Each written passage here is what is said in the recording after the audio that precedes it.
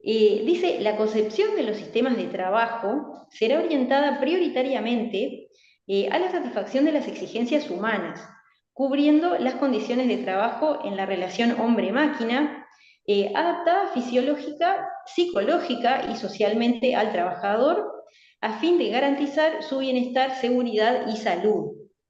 Esto justamente es lo que establece el artículo 48 en este capítulo dedicado a los riesgos ergonómicos.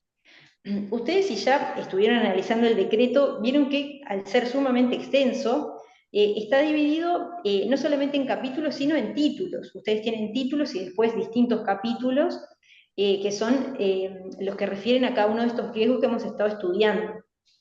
Y vean ustedes, el artículo 49 lo que señala es que las herramientas de trabajo y las maquinarias tienen que estar adaptadas a las medidas antropométricas del trabajador medio uruguayo, como a la naturaleza del trabajo a realizar.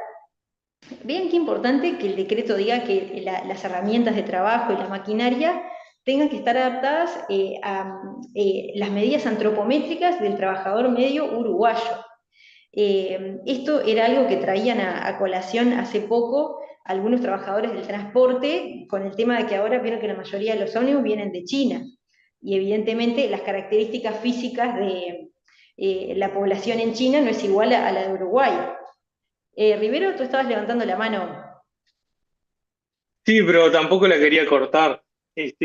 ¿No sería un poco discriminatorio? Porque en sí el mercado laboral uruguayo no se compone solamente de uruguayo, en gran parte se compone por extranjeros también.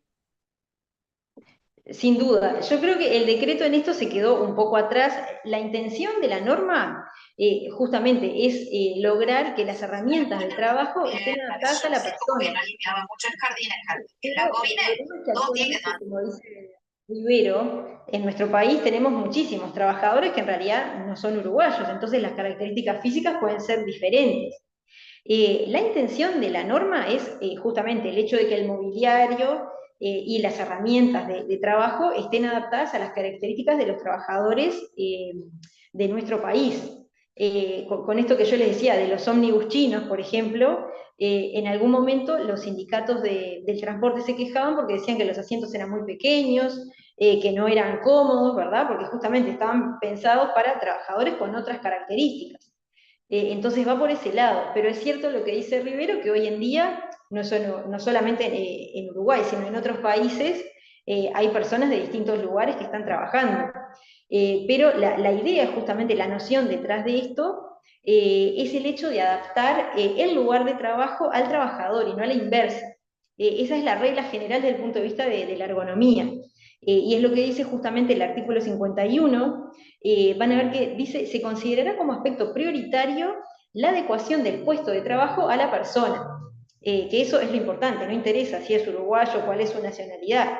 Lo importante no es que la persona tenga que adaptarse a los muebles o a las herramientas que le dan, sino todo lo contrario, que la maquinaria esté adaptada a la persona para proteger de forma más adecuada su salud.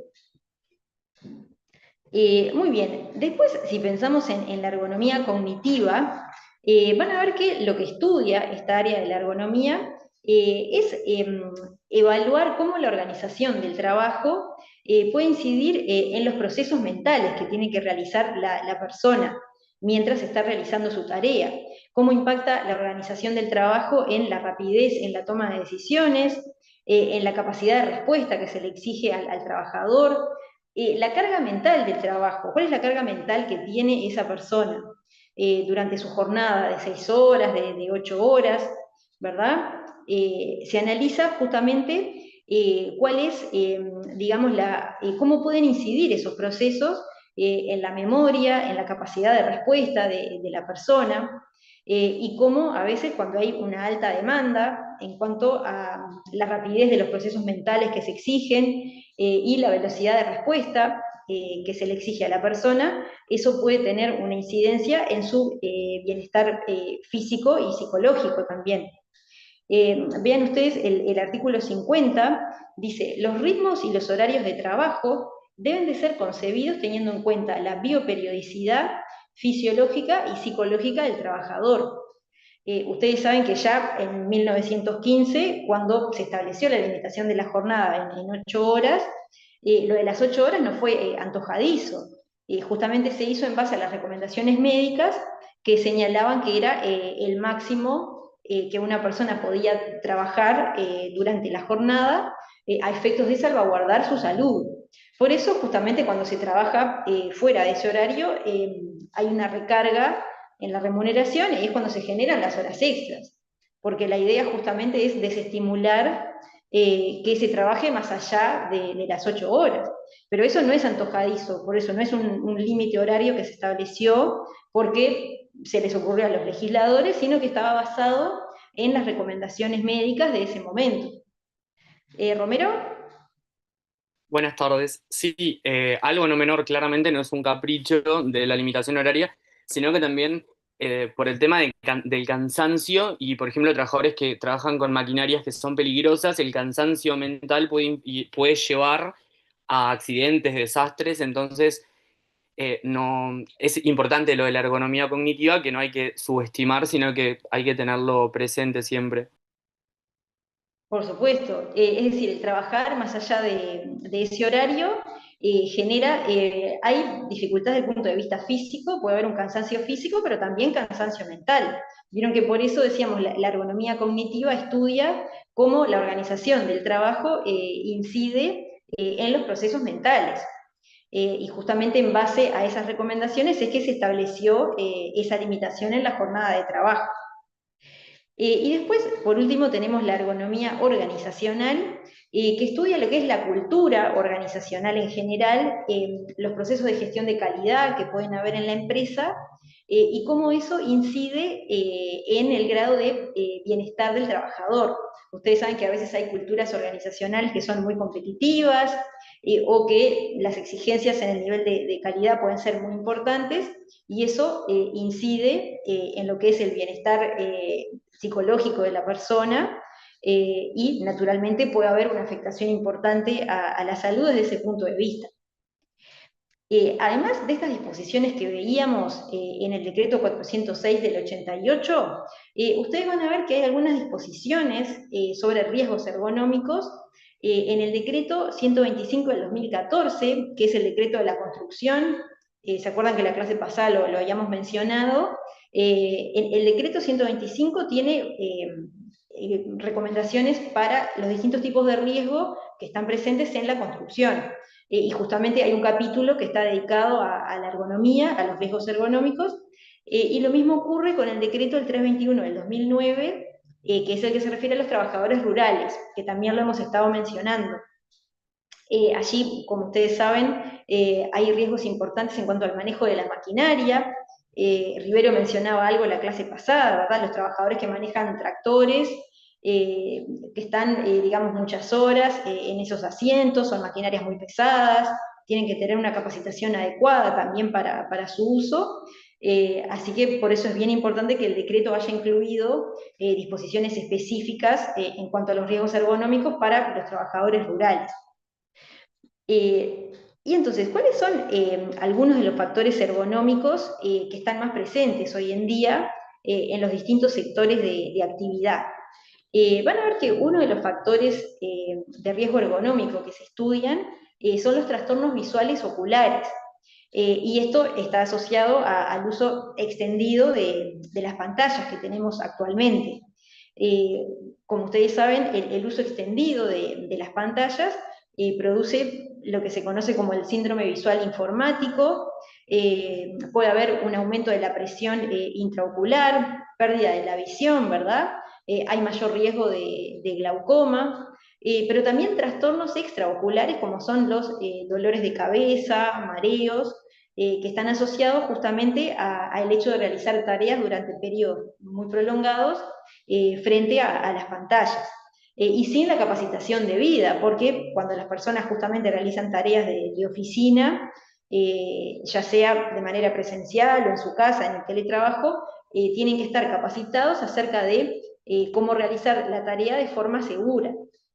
Hay algunas recomendaciones que se refieren, por ejemplo, al color de la pantalla. Lo que se sugiere, por ejemplo, es que siempre el texto sea negro con un fondo blanco, pero a veces, bueno, como en este caso, se leen textos que tienen fondos de otros colores y eso produce un mayor cansancio visual. Ajustar el brillo de la pantalla, es decir, el brillo nunca puede estar al máximo. A veces hay personas que usan la pantalla siempre con el brillo al 100% y eso no es recomendable porque genera dolores de cabeza, hay, digamos, una mayor exigencia visual en esos casos. Otra cuestión importante es tratar de alejar la vista de la pantalla cada 15 minutos aproximadamente, o sea, mirar a otro punto alejado de lo que es el monitor. A muchos de ustedes les pasará que a veces cuando la persona está trabajando, está estudiando concentrado, capaz que pasaron 2 horas y en ningún momento alejó los ojos de la pantalla. Y eso realmente es muy perjudicial. Lo que algunos recomiendan justamente es cada 15 minutos tratar de desplazar la vista del monitor. O sea, no quiere decir que la persona se tome un descanso cada 15 minutos, pero sí mirar hacia una ventana, mirar hacia la pared, no mirar el celular, porque ahí es lo mismo, ¿no? Sino mirar a un punto alejado que no sea el monitor para descansar la vista. También se recomienda hacer alguna pequeña pausa cada 50 minutos, cada 1 hora más o menos, y tratar de que la pantalla no esté demasiado cerca de los ojos. Ustedes ven allí, hay una recomendación de que esté a 40 o 60 centímetros, más o menos, sin que la persona tenga que inclinarse, porque ahí también tenemos otro riesgo desde el punto de vista muscular que después lo vamos a analizar. Después, en cuanto a la iluminación, que ya habíamos hablado algo la clase pasada, es preferible que la persona esté en un lugar con iluminación natural, pero si eso no es posible, se va a utilizar iluminación artificial, pero nunca puede estar dirigida directamente a la vista de la persona, porque ahí se produce el encandilamiento. Nunca el foco de luz puede estar dando directo a los ojos, sino que tiene que estar en un costado. O lo mismo si la persona, si se cuenta con luz natural, tampoco es recomendable sentarse de frente a la ventana.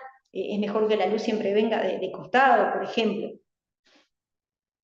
No sé si alguien que trabaje en oficinas, si tuvo alguna capacitación sobre estos temas, capaz que algunas recomendaciones ya las conocían.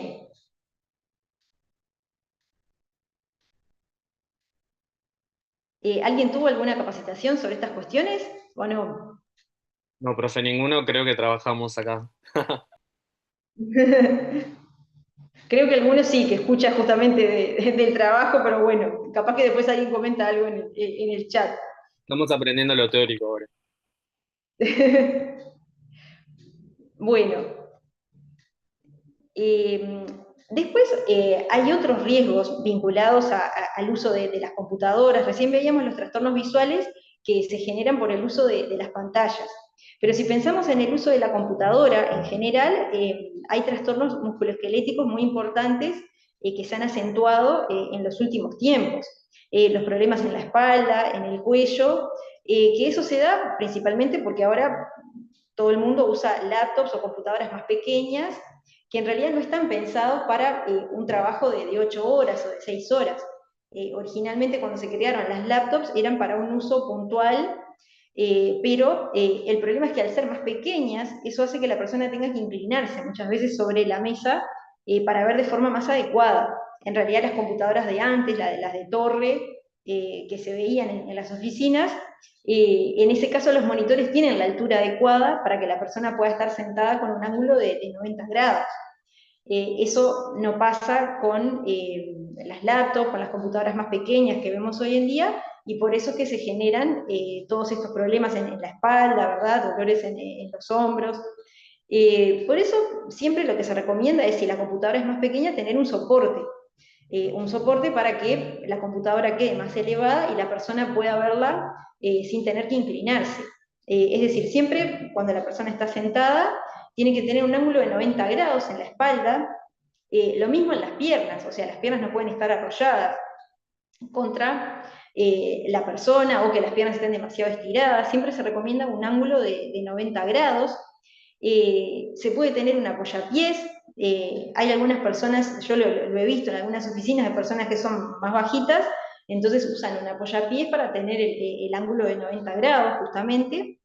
En el caso de las sillas, lo que es ideal es tener una silla ergonómica, que justamente tienen las dimensiones adecuadas, tienen además el apoyabrazos, pero si no tenemos una silla ergonómica, que eso puede pasar cuando la persona está en teletrabajo, por ejemplo, y ahí los trabajadores usan las sillas que tienen en su casa.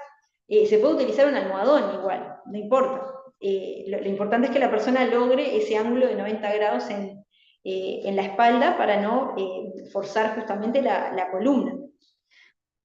Otra cosa importante y que en general nos olvidamos, hay personas que no lo hacen, es el hecho de que las manos tienen que estar completamente apoyadas hasta el codo, o sea, todo el brazo de la persona tiene que estar apoyado sobre el escritorio, porque si los brazos quedan levantados, ahí se está haciendo un esfuerzo mayor en el cuello, en la espalda. Entonces, por eso siempre la recomendación desde el punto de vista ergonómico es que todo el brazo esté apoyado, incluyendo el codo. Vieron que ahí esa persona el codo lo tiene en el aire. En realidad tendría que tenerlo sobre el apoyabrazos o sobre la mesa, justamente, porque si no, estamos haciendo un esfuerzo adicional en la espalda. ¿Alguien sigue estas recomendaciones cuando usa la computadora? ¿O no? ¿Usan la laptop como venga, según el lugar donde estén? Más o menos. Yo lo que uso sí es lo del night shift en la computadora, que le pone la pantalla cálida, porque si no te queda la vista.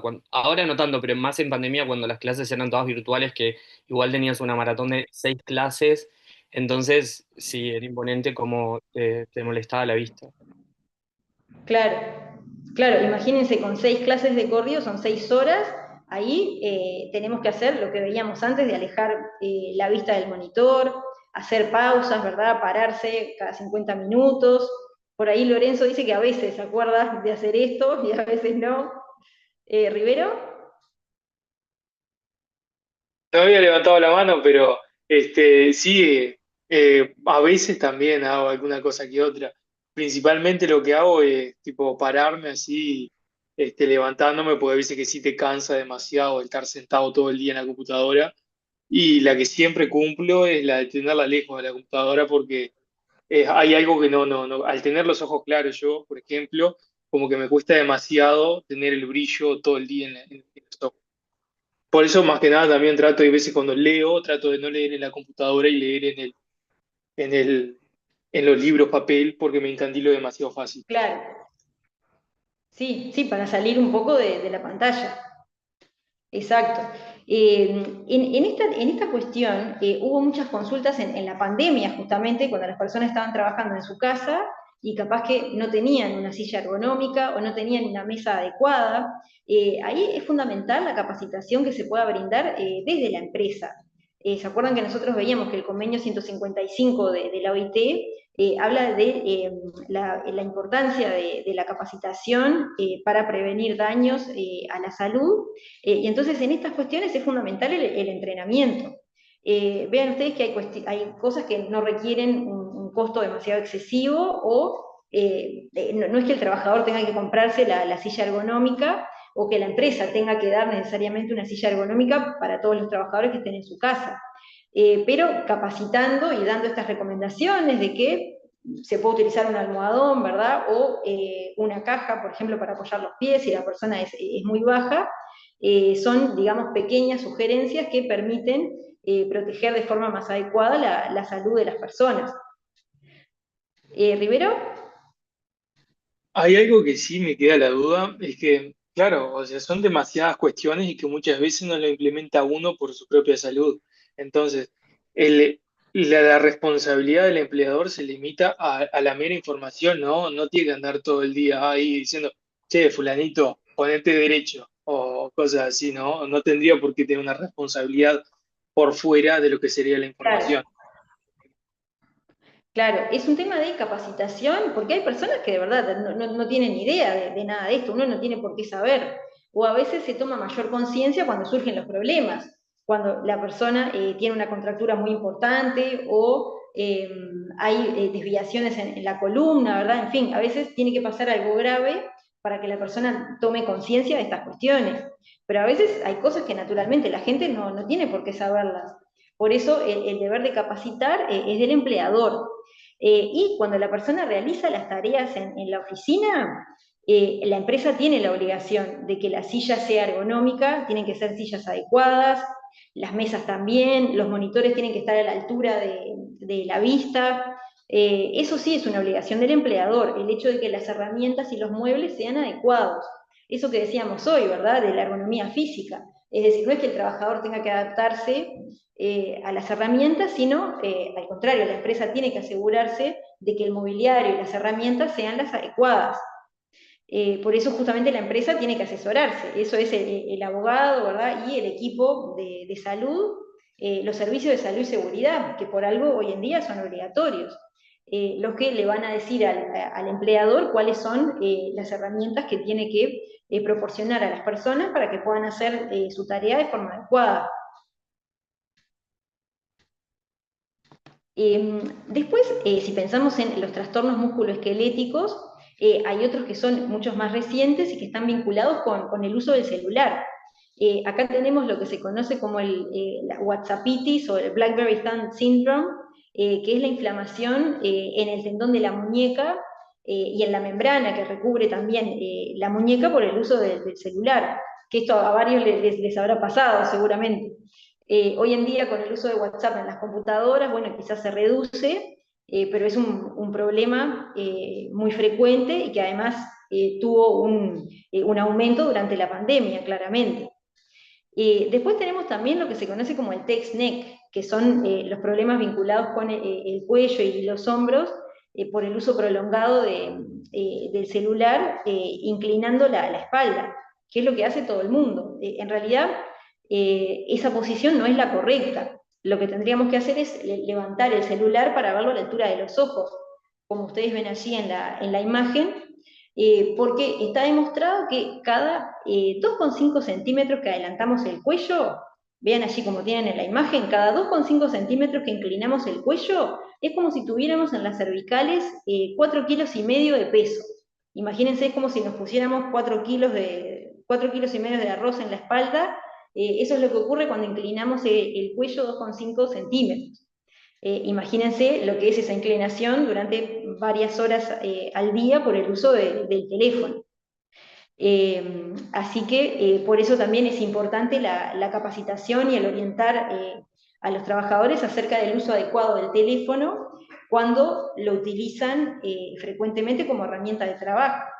Ustedes saben que hoy en día hay sectores de actividad, si pensamos en los delivery, ¿verdad? La entrega de productos o en varias áreas, en donde el trabajador utiliza el teléfono como una herramienta de trabajo más. Entonces, la formación en estas cuestiones también es sumamente relevante. Después, también siguiendo dentro de esta categorización, que serían los trastornos musculoesqueléticos, tenemos algunas previsiones en el decreto 406 para las personas que hacen sus tareas con posturas fijas. Vieron las personas que están siempre de pie durante toda la jornada, o por el contrario, los trabajadores de oficina que siempre están sentados. Fíjense que cuando la persona hace su tarea de pie, lo que nos dice el artículo 53 del título 4 en el capítulo 5, es que la persona tiene que tener a su disposición un taburete o un apoyapiés, ¿verdad? Para poder recostarse, para tener un apoyo semisentado y con apoyo lumbar.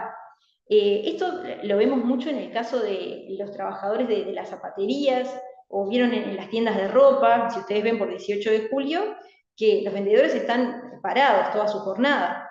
Pero la empresa tiene que proporcionar un taburete para que la persona pueda sentarse o recostarse cuando no hay clientes, porque está demostrado que es sumamente perjudicial para la persona estar de pie durante una jornada, ya sea de 6 horas u 8 horas, ¿no? Este era un reclamo en el caso de los sindicatos de los trabajadores de comercio, era una reivindicación durante algún tiempo porque a veces las empresas no daban el taburete porque decían que daba mala imagen el hecho de que la persona estuviera sentada, que el vendedor estuviera sentado cuando llega el cliente. Pero vean ustedes que es una cuestión de salud, precisamente, de poder proteger lo que es, de proteger la salud de la persona, que naturalmente no puede estar parada durante toda su jornada. Después, si pensamos en las personas que están sentadas, el trabajo de oficina, que implica estar sentado durante 6 u 8 horas, el decreto 406, en el artículo 54, dice que siempre deberán adecuarse las alturas de las mesas de trabajo y de los asientos para evitar posturas forzadas e inconvenientes. Esto es lo que decíamos hoy, ¿verdad? De evitar que la persona esté inclinada sobre la computadora, o el contrario, a veces hay sillas, en algunas oficinas, sillas que están vencidas, ahora ya están muy viejas, y la persona, en vez de estar con el ángulo de 90 grados sentada, está como recostada por atrás. Eso tampoco es lo recomendable. Después tenemos otras sugerencias en cuanto a las personas que realizan tareas estando en posturas fijas, pero en la conducción de vehículos. Si pensamos en los conductores de camiones, por ejemplo, o conductores de ómnibus. Acá vean ustedes que no se recomienda el ángulo de 90 grados, sino que en realidad la persona se dice que tiene que estar levemente inclinada hacia atrás para poder manejar debidamente el volante. Tiene que haber un ángulo de 110 grados aproximadamente, o sea, la persona está levemente recostada hacia atrás, y el asiento naturalmente tiene que ser ergonómico y tiene que tener resorte, como decíamos la clase pasada, para que haya una protección adecuada frente a las vibraciones.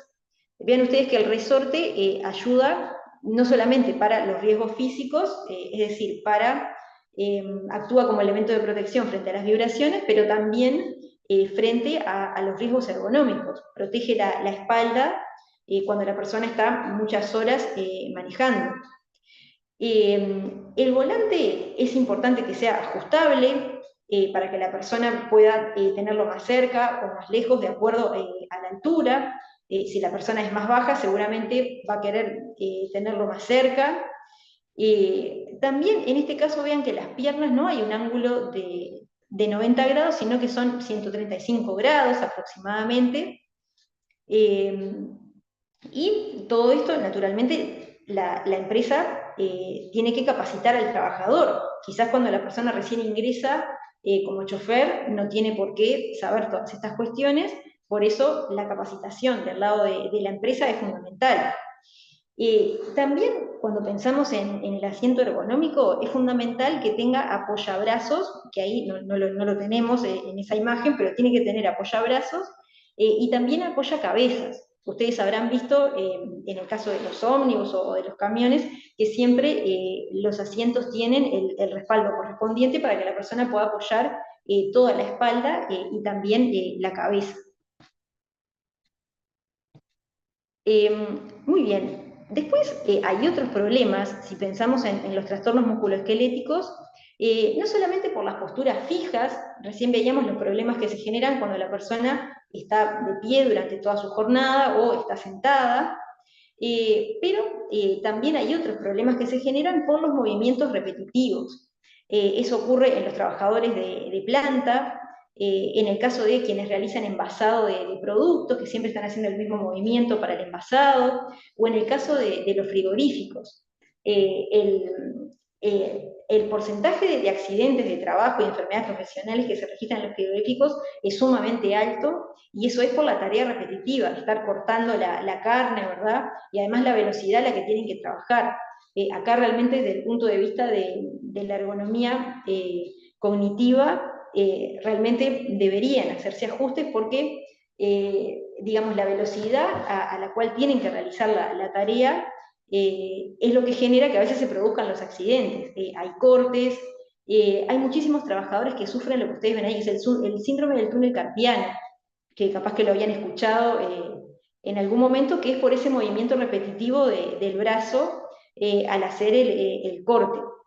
Entonces ahí es fundamental el diseño, cómo se organiza el proceso productivo, de cuántos trabajadores se van a contratar para que pueda para que la carga sea menor. Naturalmente, cuando son pocos trabajadores, la carga aumenta porque hay que sacar la producción con un número menor de personas.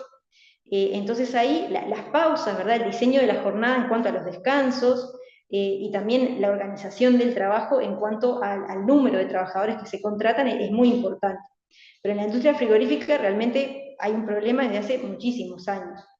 En el caso de la construcción, también vemos movimientos repetitivos que a veces pueden generar tendinitis, problemas en los hombros, en la espalda. En el caso de los conductores que veíamos hoy, es muy frecuente que se tenga que jubilar antes de tiempo. Como yo les comentaba en la clase pasada, a veces se tienen que jubilar por incapacidad cuando tienen 50 años por los problemas en la espalda, ¿verdad? O en los hombros, por esa tarea repetitiva justamente, por el hecho de estar en la misma postura, manejando durante tantas horas y durante muchísimos años. Personas que empiezan a trabajar como choferes cuando tienen 20 años y ya a los 50 se tienen que jubilar por los problemas en la columna. En el caso del fileteado de pescado, también en la pesca que ustedes ven allí, también se dan estos problemas de la tendinitis, el síndrome del túnel carpiano, porque se trabaja a una gran velocidad. Cuando se hacen los cortes de pescado, hay que procesar grandes volúmenes en un periodo muy corto de tiempo, y eso también genera problemas en los brazos, y los porcentajes de accidente de trabajo también son bastante elevados. ¿Y qué es lo que ocurre si seguimos pensando en los trastornos musculoesqueléticos con el levantamiento de peso? ¿Alguien sabe cuáles son las recomendaciones para levantar peso? Cuando pensamos en las bolsas de Portland, imagínense bolsas con granos, alimentos. ¿Rivero? Sí, esa más o menos tengo alguna idea. Que tiene que ser con la columna recta, o sea que no puedes agacharte para levantarlo, o sea, no puedes doblar la columna, y que además tienes que, al levantarlo, subir con las piernas y no con la columna, porque, o sea, me refiero a que tienes que hacer fuerza con las piernas al subir para arriba, para levantarlo, y no con la columna. Bien, sí, es muy importante la postura cuando la persona va a levantar peso. Por allí Lorenzo decía usar los cinturones con faja. Sin duda, eso es bien importante para proteger la columna, justamente. Ustedes saben que acá hubo una modificación hace algunos años que está establecida en la ley 19.927, y esto está reglamentado en el decreto 323 del 21, en cuanto a la cantidad de kilogramos que se pueden transportar, que puede transportar la persona con su propio cuerpo. En ningún caso el tamaño de las bolsas puede superar los 25 kilogramos. Antes era 50 y ven ustedes que se bajó a la mitad. En ningún caso la bolsa puede ser mayor a 25 kilos. Cuando hablamos de materiales que se utilizan en la construcción, fertilizantes, por ejemplo, otros productos agropecuarios, productos alimenticios también, imagínense ustedes bolsas de café u otros productos, yerba, por ejemplo, en ningún caso pueden ser mayores a los 25 kilos. Y vean ustedes qué interesante lo que dice el decreto en el artículo 55. Cuando sean trabajadores jóvenes, que aún no tengan capacitación, trabajadores que recién ingresaron, esa carga deberá ser inferior. No nos dice la cantidad, ¿verdad? Pero se establece que debe ser inferior en todos los casos. De todas formas, ahí, cuando se aprobó el decreto 406, el tope era mayor, no eran los 25 kilos. Pero hoy en día ese es el máximo, o sea que esta disposición, además del decreto 406, sigue vigente, por lo cual debería adaptarse esa carga cuando pensamos en trabajadores jóvenes y que recién ingresaron a la empresa. Porque ustedes saben que además el daño en estas cuestiones es acumulativo. Imagínense una persona que empieza a levantar este peso cuando tiene 20, 25 años, el impacto en la espalda, en los hombros, se empieza a ver con el tiempo. Es lo mismo que en el caso de los conductores que veíamos hoy. Entonces, por eso es tan importante proteger a las personas jóvenes cuando ingresan a hacer estas tareas. Después, otra cuestión importante está vinculada en cuanto a la postura, esto que decía hoy Rivero, ¿no? Lo que se recomienda es que la persona justamente doble las piernas para poder levantar, ya sea la caja o la bolsa, cuando esta tiene 25 kilos o 10 kilos. No hay que inclinar la espalda, como vemos allí en la imagen, ¿verdad? Que la persona tiene las piernas derechas y está inclinando la espalda. Ahí justamente hay un perjuicio. Entonces, siempre lo que se recomienda es que la persona doble las rodillas para levantar de forma más adecuada la carga. Y después sí, levantar las piernas con el peso correspondiente. Y vean que además de eso, el decreto 406 hace mucho hincapié en la capacitación y el entrenamiento de los trabajadores. Fíjense lo que dice allí el artículo 52. Dice, los trabajadores antes de ser asignados a una determinada tarea deberán tener un periodo de entrenamiento que permitan su adecuación física a la misma. En especial deberá instruirse a los trabajadores de la manera adecuada de levantar y bajar cargas manuales a fin de evitar daños a la columna vertebral. Porque vieron que si alguien de repente no conoce, lo que tiende a hacer es eso, ¿no? Inclinarse, agacharse para levantar la bolsa o la caja, y ahí es cuando después se producen las lesiones. Por eso, justamente el decreto 406 dedica un artículo para hacer referencia a la importancia de la capacitación en todos estos temas. Después, en caso de que la carga sea mayor a los 25 kilos, en ese caso ya no lo puede levantar la persona con su propio cuerpo, sino que se tienen que utilizar herramientas de apoyo. Se tienen que usar carretillas, como vemos allí, o autoelevadores, por ejemplo. Pero en ningún caso la persona puede levantar bolsas que sean mayores a los 25 kilos. En todo caso se pueden dividir, ¿verdad? Si hay un producto, imagínense que la empresa adquirió y vienen paquetes de 50 kilos, se puede dividir, pero en ningún caso la persona puede levantar con su propio cuerpo un volumen mayor. En todo caso se tienen que utilizar estas carretillas o los autoelevadores, llegado el caso. No sé si tienen alguna duda, alguna consulta sobre este tema, o algún comentario sobre algún caso que conozcan.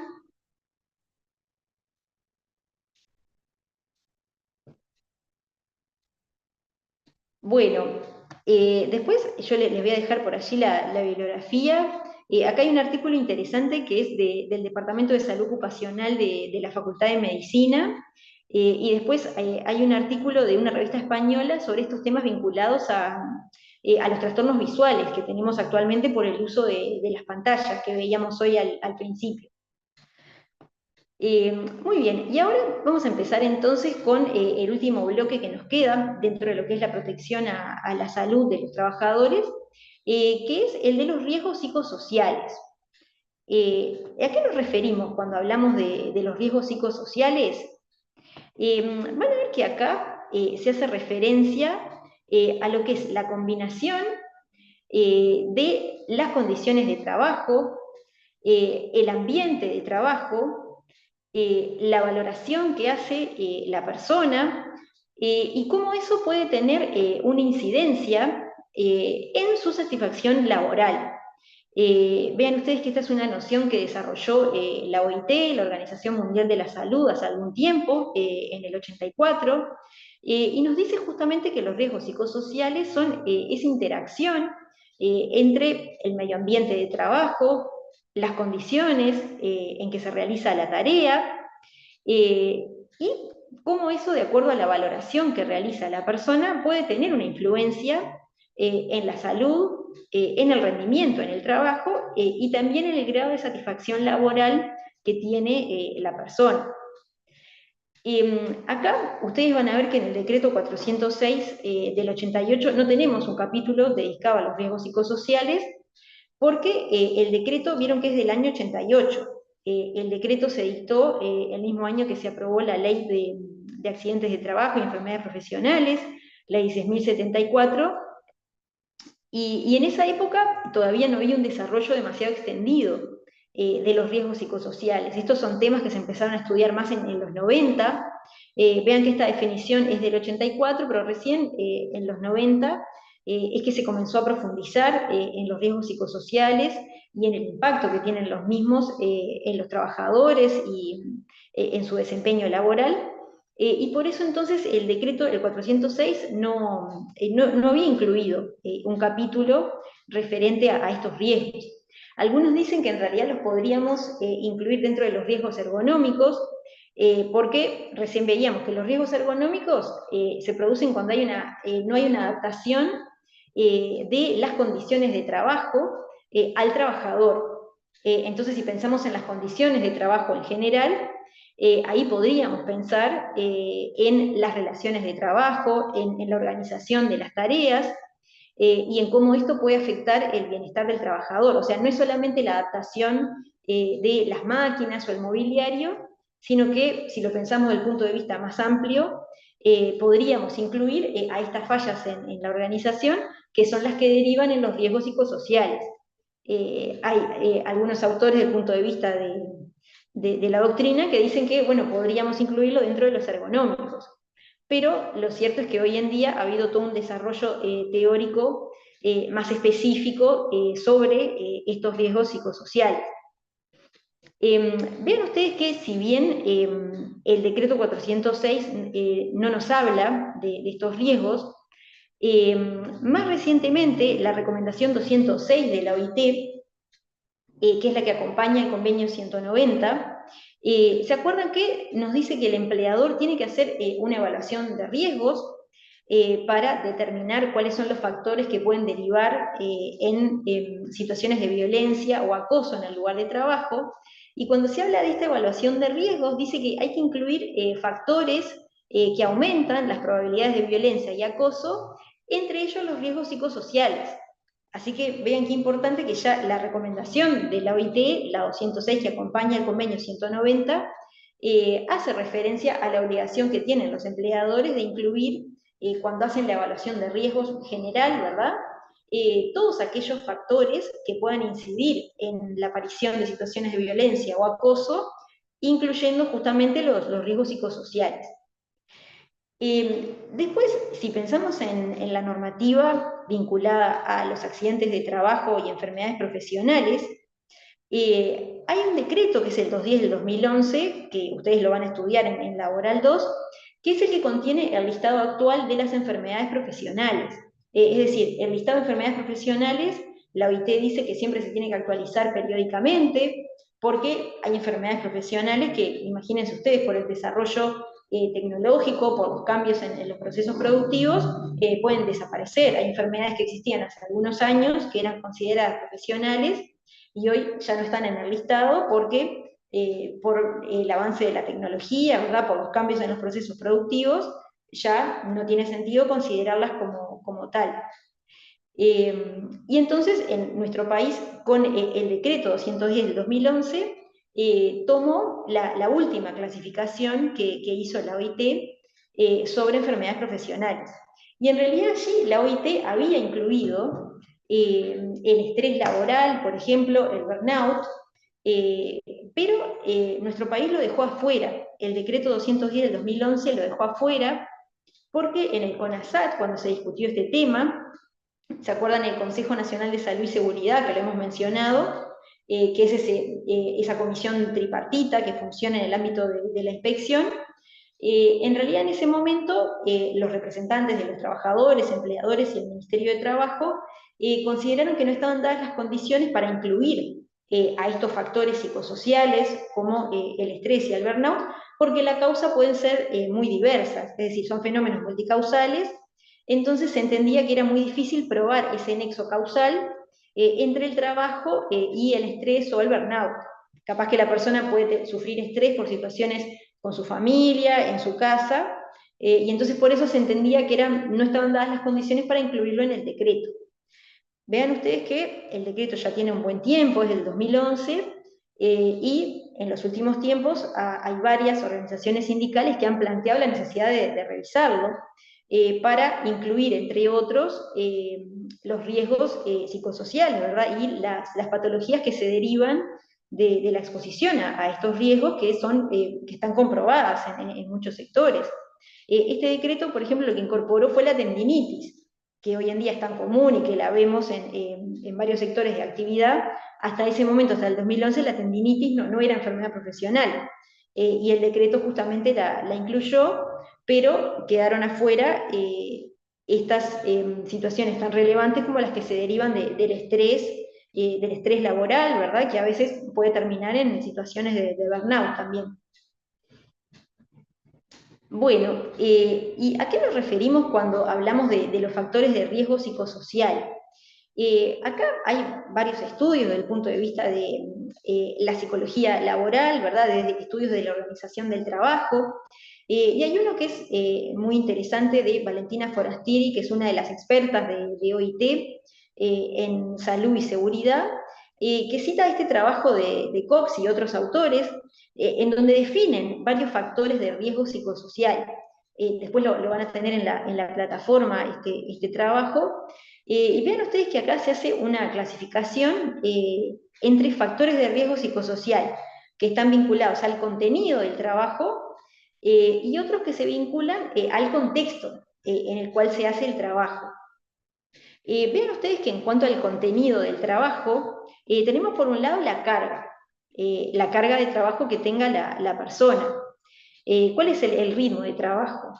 Y acá, en realidad, van a ver ustedes que los autores incluyen tanto el exceso de trabajo, vieron que hoy decíamos, la ergonomía cognitiva estudia, bueno, cómo está organizado ese trabajo y cuál es la capacidad de respuesta que se le exige a esa persona.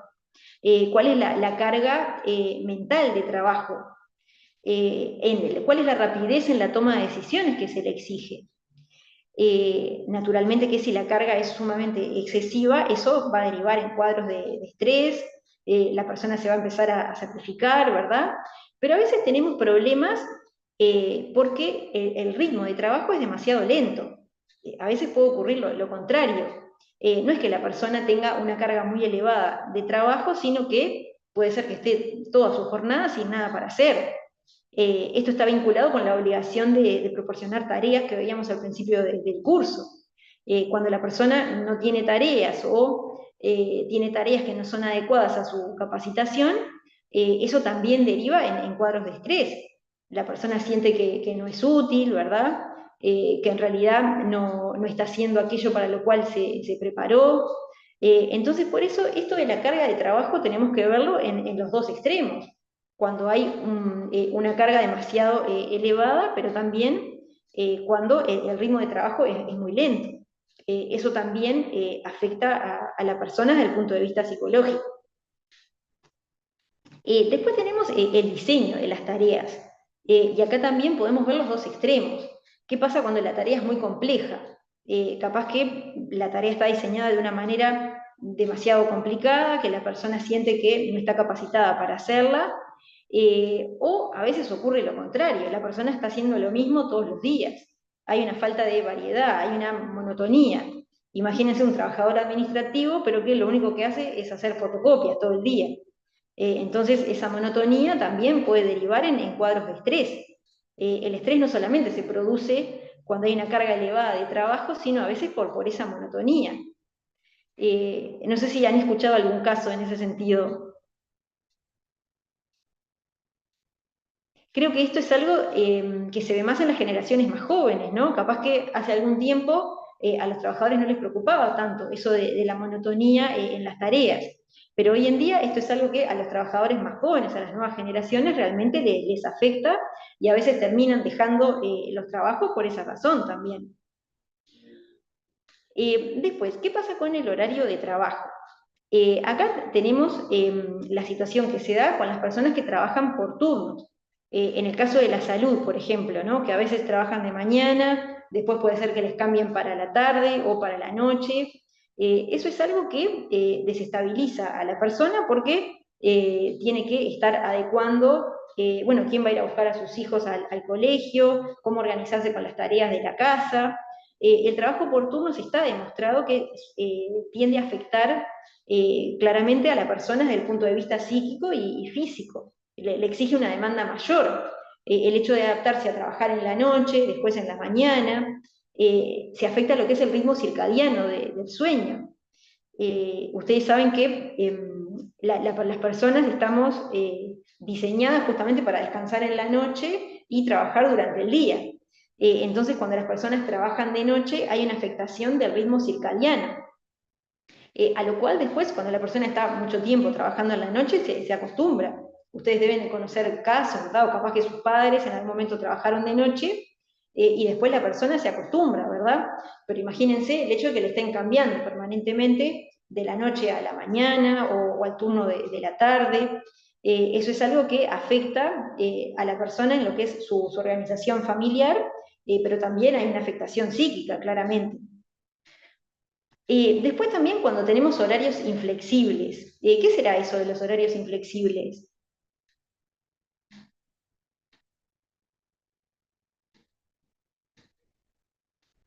Esto se ve en varias tareas de oficina, ¿verdad? ¿Qué les parece que será?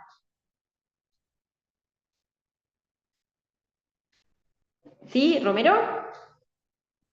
No es cuando, por ejemplo, tenés que cubrir tantas horas a la semana, pero no te ponen como un límite de días, sino que, digamos, cumplas las horas por semana, sin importar si un día haces, por ejemplo, 8 y otro 10.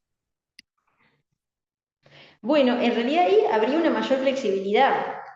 Si la persona tiene que hacer tantas horas en la semana y se le permite compensar, eso se da en el caso del sector público, por ejemplo, porque ahí no existe el pago de horas extras.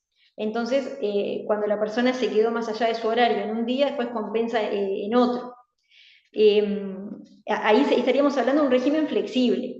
Pero el horario inflexible es cuando la persona sí o sí tiene que entrar a las 9 y salir a las 5 de la tarde, imagínense, y no hay ningún margen de tolerancia. Hoy en día, por ejemplo, en algunas empresas, ustedes saben que se permite que la persona ingrese entre las 9 y las 9 y media, supónganse, siempre que cumpla las 8 horas. Entonces no importa, si llegó 9 y cuarto, se va a 5 y cuarto, o si llegó 9 y media, bueno, ya sabe que se va a quedar hasta las 5 y media, pero tiene un cierto margen de flexibilidad, que esto es algo que los trabajadores buscan mucho hoy en día, porque eso les permite organizarse mejor con sus estudios, con su familia, por ejemplo, en el caso de los hijos. Está demostrado que las personas, esto también es algo más de la actualidad, capaz que hace muchos años no se veía, pero actualmente las generaciones más jóvenes, cuando tienen esos horarios inflexibles, de que ya si llegaron 9 y 10, saben que les van a descontar, eso es un factor de estrés muy importante. Eso tiene una incidencia en el bienestar del trabajador, en su rendimiento y en el grado de satisfacción laboral.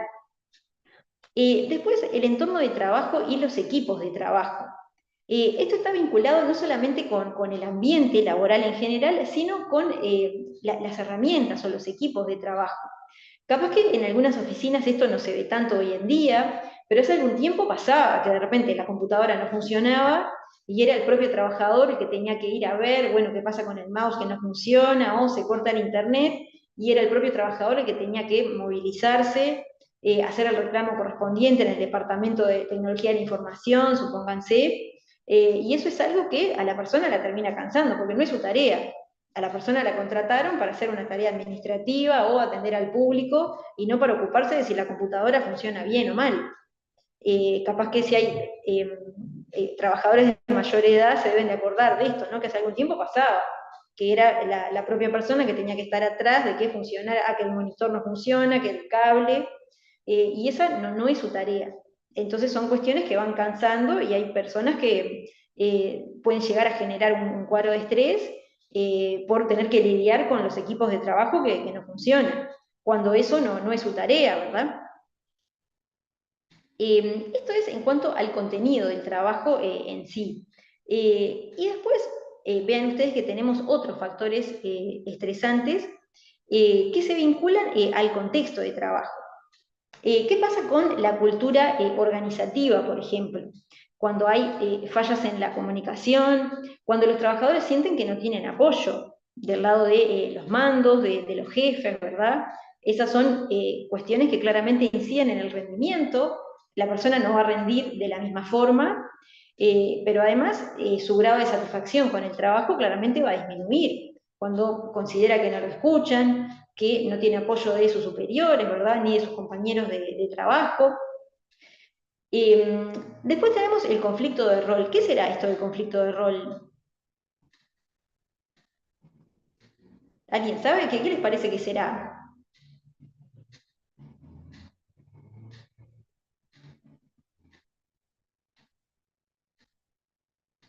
Esto es cuando la persona no tiene claramente definida su tarea.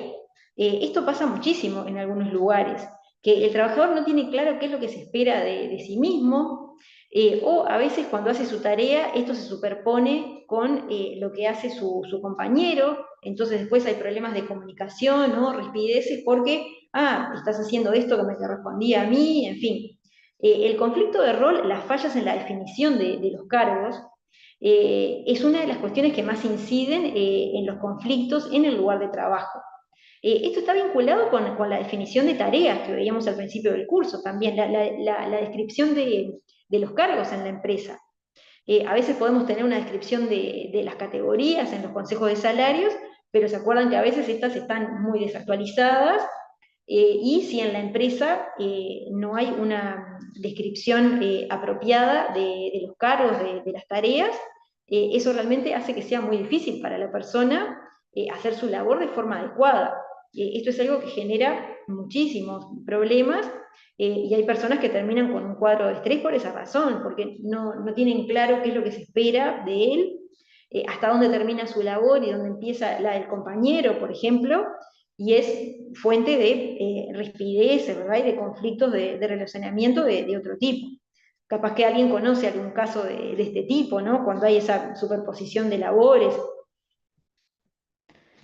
No sé si alguien conoce algo, ahora que explicamos qué era, si alguien conoce algún caso,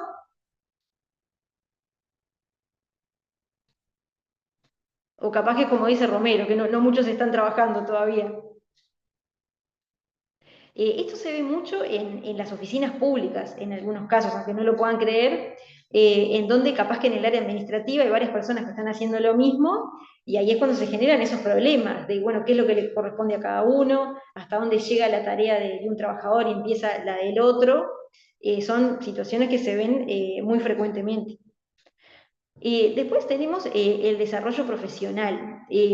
Cuando la persona siente que no puede desarrollarse profesionalmente en ese lugar, no hay oportunidades de capacitación, de entrenamiento, esto también es otra característica estresante del trabajo. La persona siente que no se le dan oportunidades de desarrollo, de mejora, de poder acceder a otro tipo de puestos, por ejemplo, o no se da entrenamiento, capacitación. Después, vean ustedes la latitud de decisión, la falta de control, ¿verdad? Esto es la poca participación en la toma de decisiones. Naturalmente, quien tiene el poder de dirección es el empleador, ¿verdad? El empleador es el que va a definir la tarea, cómo ésta se tiene que realizar, pero en los últimos años, se ha visto ya en las últimas décadas, si se quiere, hay estudios que señalan que las personas se muestran más involucradas con su trabajo cuando son consideradas para la toma de decisiones. Capaz que va a haber un cambio en el proceso productivo, entonces se hace una consulta a las personas que están haciendo esa tarea acerca de cómo se podría mejorar o si les parece que ciertos cambios pueden ser perjudiciales o no. Y cuando la persona es consultada, se siente más valorada. Esto seguramente a muchos de ustedes les habrá pasado. Cuando no se consulta acerca de estos cambios, la persona siente que no se está valorando su trabajo, que no se la toma en consideración, ¿verdad? Esto es algo que se ve muy comúnmente desde hace algunas décadas a la fecha. Naturalmente, como decíamos hoy, el poder de dirección lo tiene el empleador, pero es importante que cuando se van a tomar ciertas decisiones, sobre todo en cuanto a cambios en los procesos productivos, se tome en cuenta la opinión de los trabajadores. Las relaciones interpersonales en el trabajo. Esto es algo que lo vemos todo el tiempo, ¿verdad? Cuando hay un mal relacionamiento, no hay un buen clima laboral, hay problemas, pero no solamente con los superiores, sino entre los compañeros de trabajo. Esto también es un factor sumamente estresante para las personas. Las dificultades en la conciliación de la vida laboral y personal. Esto es algo que se ha estudiado más en los últimos años. Y se ha visto cómo cuando las personas no logran conciliar adecuadamente su vida personal con el trabajo, muchas veces dejan el empleo.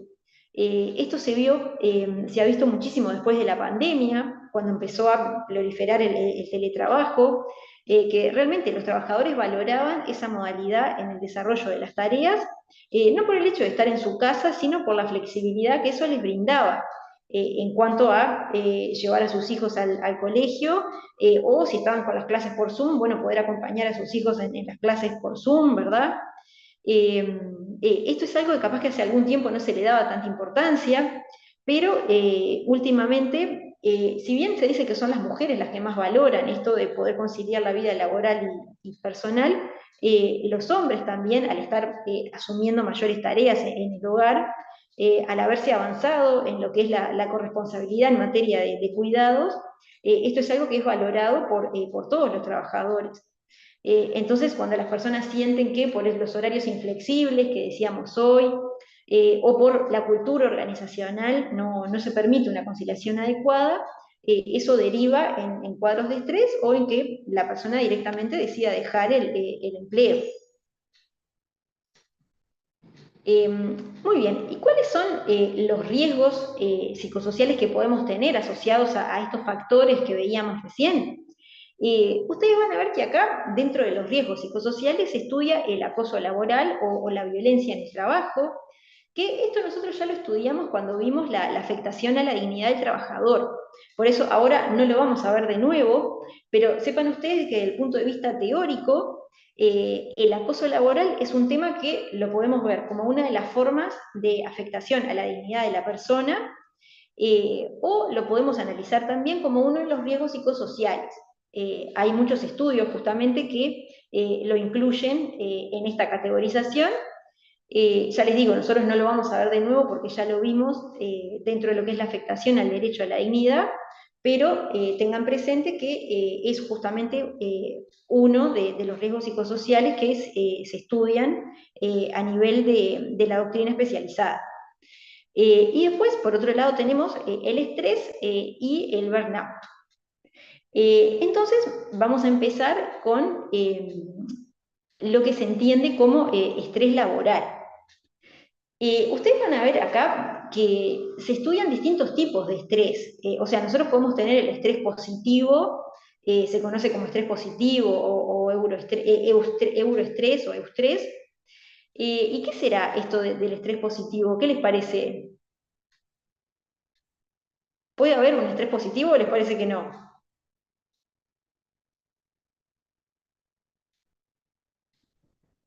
¿Sí, Esteves? Hola, buenas tardes, ¿cómo le va? Bueno, el estrés positivo suena un poquito raro, pero sí, tiende a ser estas situaciones que retroalimentan positivamente, para la redundancia, a las personas en su ámbito laboral. Puede ser que vayan en esa línea.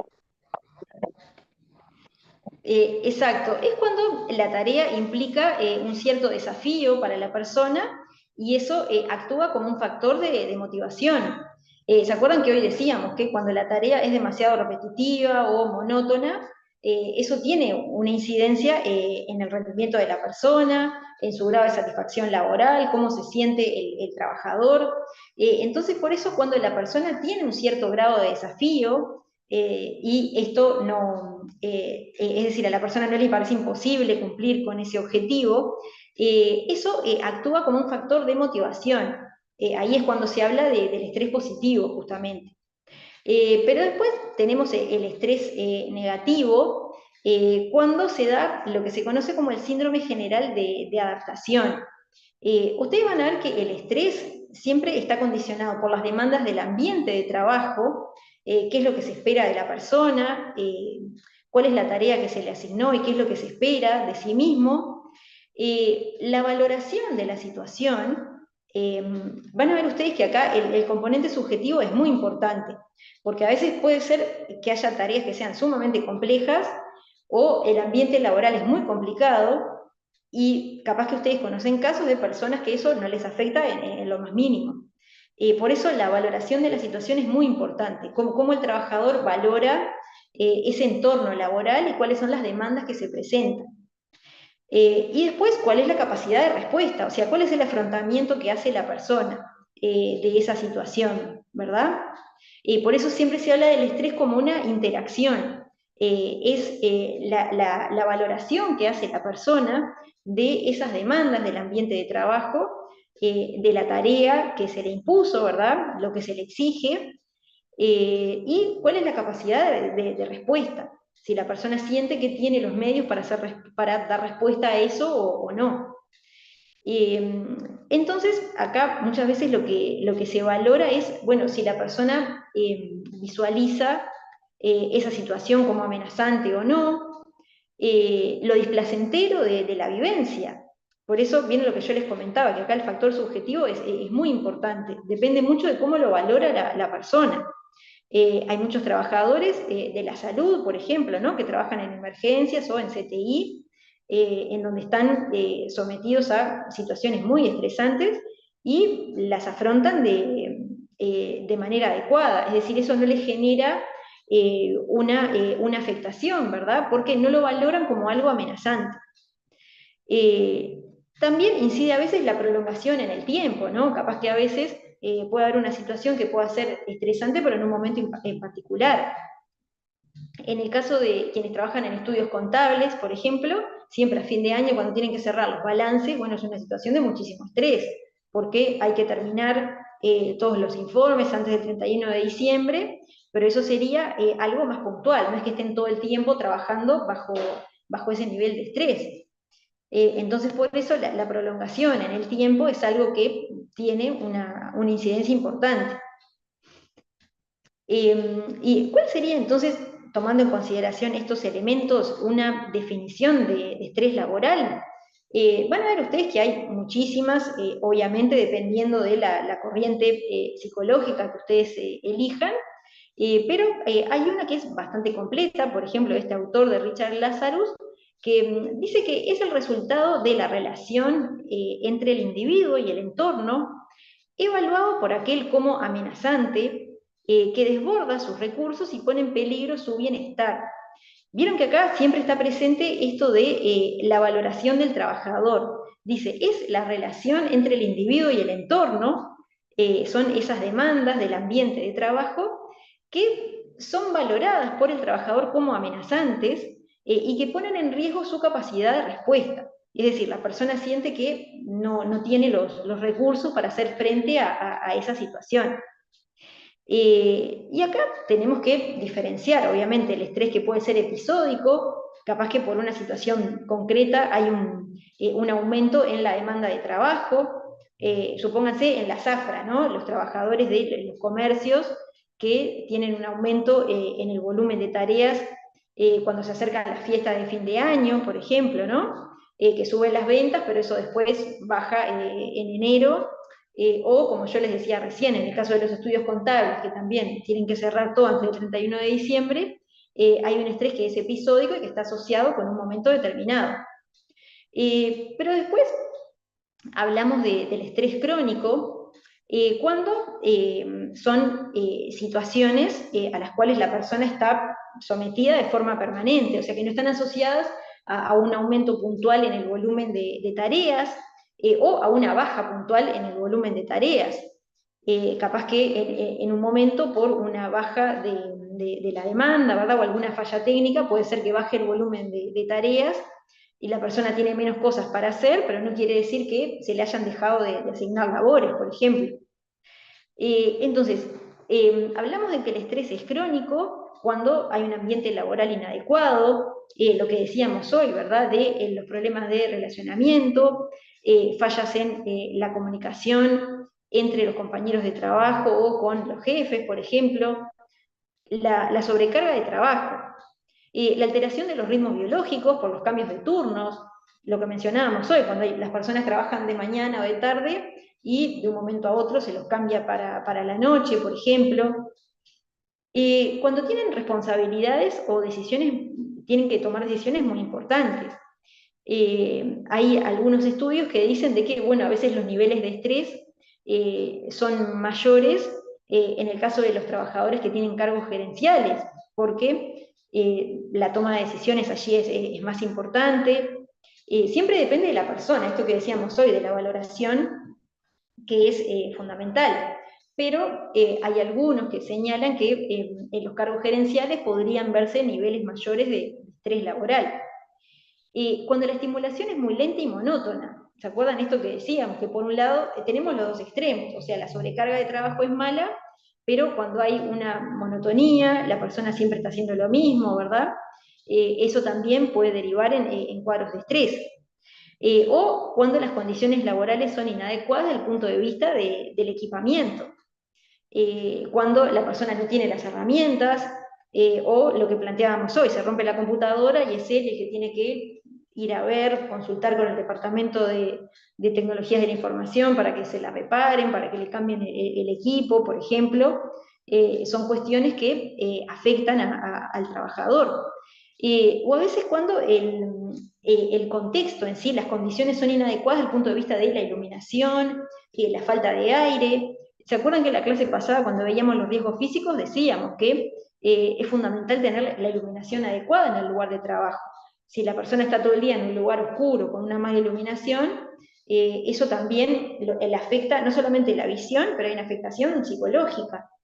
Personas que trabajan en un sótano, imagínense, todo el día, o con una mala ventilación, son cuestiones que afectan no solamente el punto de vista físico, pero también psicológico. Díaz. Sí, yo quería hacer una pregunta sobre eso. Yo tengo una amiga que la cambiaron a un sector donde está sola, por ejemplo, en una oficina y no tiene ventanas. O sea, no puede ver para afuera y está completamente sola y no tiene tareas. Eso sería un acoso laboral, ¿no? Y a ella le está Sí, afectando bueno, a veces puede psicológicamente. pasar. Claro, vieron que el tema de que no haya ventanas a veces puede ocurrir, porque cuando son edificios muy grandes, a veces ocurre que obviamente hay oficinas que tienen ventanas y otras no, o puede ser un depósito, ¿verdad? Naturalmente lo ideal es que haya luz natural, pero cuando eso no es posible, el lugar tiene que tener la iluminación adecuada. Nosotros en la clase pasada habíamos visto que el decreto 406 es muy específico en cuanto al volumen de lux que tiene que haber en el lugar. Dependiendo de la tarea, si requiere mayor o menor precisión, se requieren tantos volúmenes de lux en el lugar, ¿no? Porque eso afecta no solamente la visión de la persona, sino cómo se siente. Entonces, eso, primero que nada, si el lugar no tiene luz natural, que eso puede pasar, bueno, hay que asegurarse de que la iluminación sea correcta de acuerdo a lo que nos dice el decreto. Y después, obviamente, si no tiene tareas, ahí estamos frente a otro problema, o sea, no se está cumpliendo con la obligación de proporcionar tareas al trabajador. Y sin duda que eso puede derivar en un cuadro de acoso laboral, como ya habíamos visto.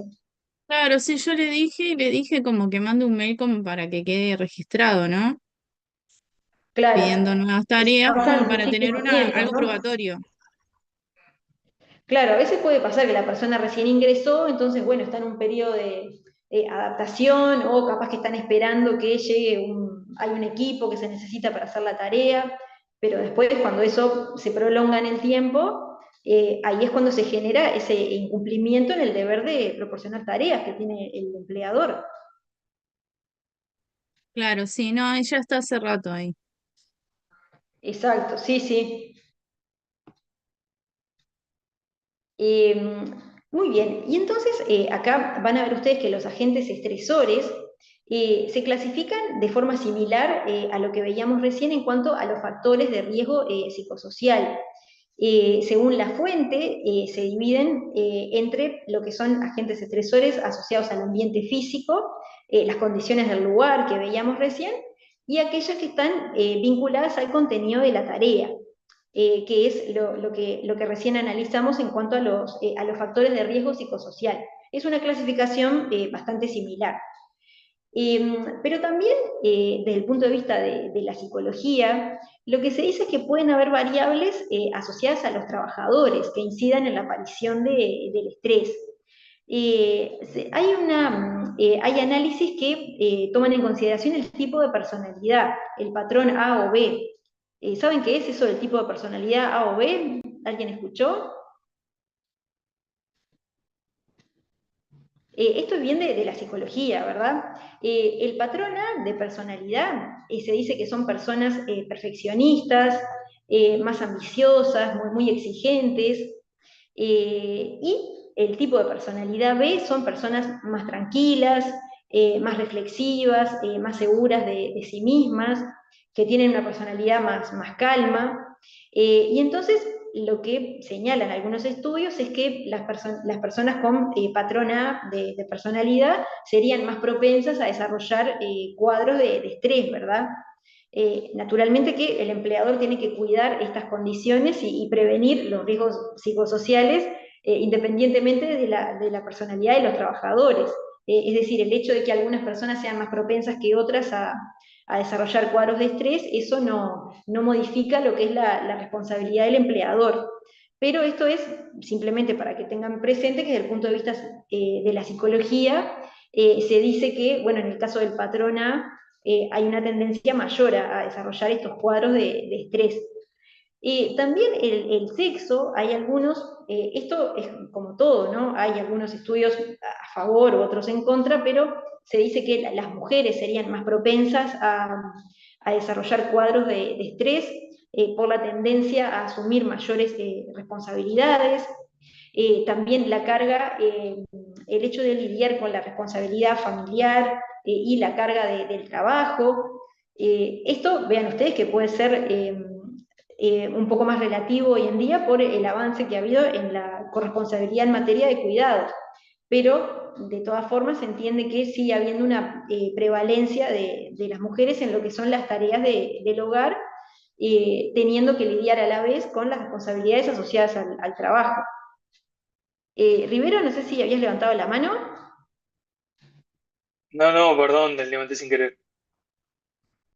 Bueno, y después con respecto a la edad, algunos estudios lo que señalan es que los trabajadores más jóvenes tendrían una tendencia mayor a desarrollar cuadros de estrés por la falta de experiencia. Quizás los trabajadores de más edad ya tienen otras herramientas, ¿no?, para lidiar con las distintas situaciones que se generan en el trabajo, y eso no lo tienen los trabajadores más jóvenes, ¿verdad? Pero esto, ya les digo, tómenlo con pinzas porque, como todo, puede haber un estudio que diga algo diferente, de que a veces los trabajadores de mayor edad, como tienen también mayores responsabilidades o pueden estar en cargos gerenciales, pueden ser más propensos a sufrir cuadros de estrés también. Bueno, y después, actualmente, hay otras formas de estrés que son las que se vinculan al uso de la tecnología. Ven ustedes acá lo que nos dice Craig Broad, que es un psiquiatra norteamericano que realmente era un adelantado para la época, porque él hablaba del tecnoestrés en el año 1984, cuando recién aparecían las primeras computadoras.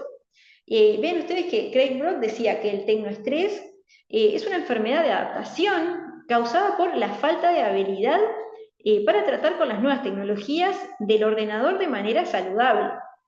Un adelantado realmente para su época. Y él acá hace una clasificación en tres formas de tecnoestrés. Por un lado tenemos la tecnofatiga. ¿Qué será lo de la tecnofatiga?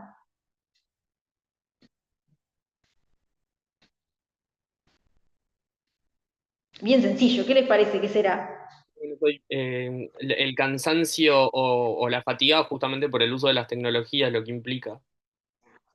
Por supuesto, el cansancio general, ¿verdad? No solo el cansancio visual o los problemas en la espalda que veíamos, los problemas ergonómicos, sino el cansancio generalizado que desarrolla la persona por el uso de las computadoras, ¿verdad? O del celular durante toda su jornada laboral.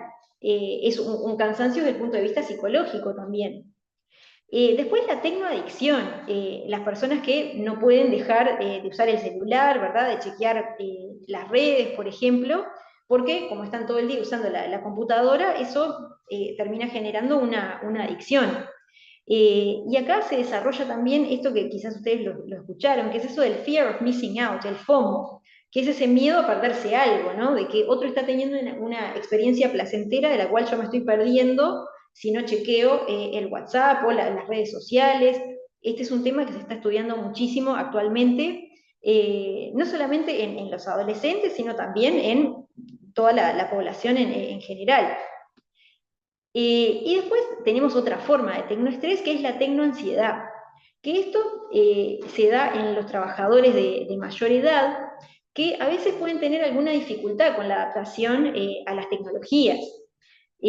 Cuando se va a cambiar el software en la empresa, por ejemplo, o la empresa va a utilizar una nueva plataforma para hacer algunas tareas, y eso los trabajadores más jóvenes no tienen ningún problema en utilizarlo, en adaptarse, pero a veces para los trabajadores de mayor edad eso genera una ansiedad, ese temor de que no se van a poder adaptar, o el temor a la pérdida del trabajo, ¿no? Son nuevas formas de estrés que justamente están asociadas al uso de estas nuevas tecnologías. Bueno, no sé si tienen algún comentario, si tenían alguna duda de esto que vimos. De esto del tecnoestrés seguro que conocen varios casos.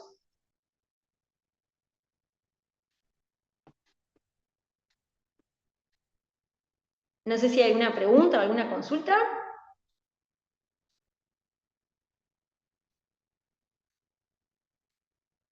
¿No? Bueno, Leandro entonces está vamos a con la dejar mano por acá. levantada, profe. ¿Sí? Sí, yo ¿Cómo, tenía una Díaz? duda, Perdón. Sí, yo sí, tenía una adelante, duda, Rivero. pero era más general el curso. ¿Va a haber alguna Sí. clase como práctica que podamos decir, cómo vamos a hacer con todos estos derechos que estamos viendo para aplicarlo en la realidad? Porque capaz que estoy seguro que cuando salgamos de la materia, por más que sepamos toda la materia, nos va a pasar como el caso de Díaz, por ejemplo, que estoy seguro que le pasó que le vinieron con ese caso y dijo, bueno, mira, sí, yo sé que tienes todos estos derechos, pero no sé cómo realmente aplicarlos o llevarlos al ejercicio. Este, Claro, bueno, es que en realidad Díaz justamente lo identificó claramente, que era una situación de acoso laboral, por el hecho de que la persona estaba en una oficina con mala iluminación, sin tareas.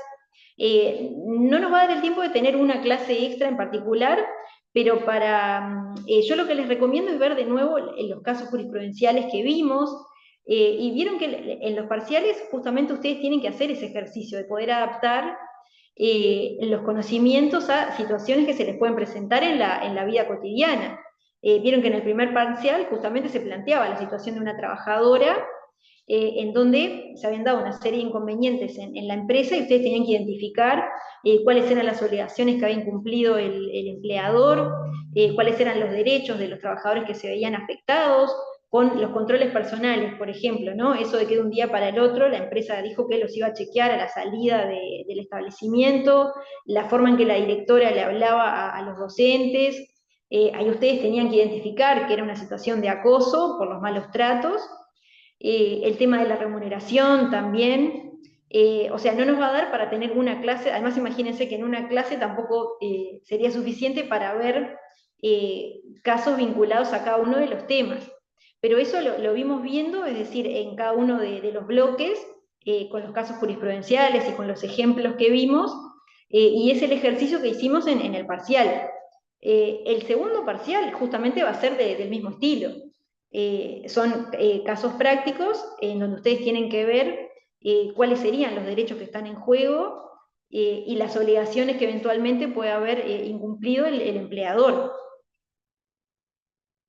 Eso yo les recomiendo que vean de nuevo los casos jurisprudenciales que vimos, la letra del parcial, es decir, ahora hay temas que son diferentes, pero en la vida práctica lo que ustedes tienen que hacer justamente es analizar las situaciones que se le presentan, analizar las situaciones y ver cuáles son los derechos que están en juego y las obligaciones que eventualmente se pueden haber incumplido. ¿Sí? ¿Vos? Buenas. Una pregunta, quería saber si puede poner ejercicios prácticos para que nosotros vayamos practicando, vayamos aprendiendo y lo podamos aplicar en el parcial, si nos molesta. ¿Cómo no? No hay problema. Si quieren, lo que puedo hacer es les puedo subir algunos modelos de los parciales de años anteriores, del segundo parcial, que justamente refieren a estos temas que vimos en la segunda parte, y ahí ustedes van a ver el tipo de pregunta lo que se les pide que ustedes razonen también. Si les parece, puedo hacer eso, subir algunos de los parciales anteriores, que ahí justamente es de los temas que estuvimos viendo. Puede haber alguna pequeña diferencia nada más, pero está vinculado con lo que analizamos en la segunda parte del curso. Sí, estaría genial, profe. En mi caso, yo lo identifiqué enseguida así como acoso laboral porque habían pasado otras cosas aparte. Pero se ve Claro, muchísimo, muchísimo, muchísimo en la práctica, y en la gente alrededor que uno conoce, despidos indirectos, acoso laboral, y la gente como que no lo reconoce. Y cuando vos vas, claro, perdón que hable tan informalmente, pero vos le decís, mira, esto es un despido indirecto, esto es acoso laboral, o sea, vos tenés que reclamarlo o hacer prueba, como yo le dije a mi amiga, vos manda un mail para que quede la prueba de que vos estás pidiendo más tareas, entonces te podés defender con eso, ¿no? Porque después le salen claro, con que no, ella no pidió, por ejemplo, porque yo veo las dos partes, ¿no? Cómo podría atacar a la persona y cómo la podría defender. Entonces, claro, si fuera el empleador, le diría, vos no me pediste en realidad más tarea, entonces yo no tenía, no sabía. Si fuera el abogado del empleador. Pero si fuera el abogado de la parte, le diría, a mandar un mail para que quede el registro, ¿no? Pero como uno claro. es estudiante y toda la cosa, la gente como que no te cree. Yo siento como eso, como que no te tienen mucha confianza y dicen, bueno, como que no te creen mucho. Pero uno Claro, lo identifica y más ahora que estamos dando el curso en sí. sí. Perfecto. Yo el fin de semana ya les voy subiendo entonces algunos casos con las preguntas que vimos en años anteriores. ¿Romero? Sí, yo no te voy a pedir casos prácticos, sí te voy a pedir, por favor, como el índice El normativo, listado. para que no quede ninguna Sí, norma por fuera. sí, sí. Este fin de semana les prometo que ya les subo las dos cosas, el listado de las normas de esta parte de salud y seguridad, porque después de lo otro, vieron que en el caso de tratamiento de los datos personales del trabajador es la ley de protección de datos personales, y después tenemos el decreto sobre las pruebas de alcohol y drogas. No es mucho más que eso. Pero sí les voy a subir de este tema del bloque de salud y seguridad, porque ahí sí normativa y está muy dispersa. Así que este fin de semana ya van a tener todo. Una consulta, profe. Vamos, el año pasado yo había Sí, hecho, ¿no? Y no di el último parcial. En el último parcial teníamos que llevar dos sentencias nosotros, elegirlas, algo así creo que era. ¿Este año va a ser sí. igual o...? No, ahora este año no, van a tener preguntas sobre las obligaciones del trabajador, sobre todo lo que vimos, sobre estas otras obligaciones que tiene el empleador, pero no tienen que buscarlo de la sentencia. Genial, muchas gracias, profe. Bueno, nos vemos el lunes entonces. Buen fin Buen de fin. semana.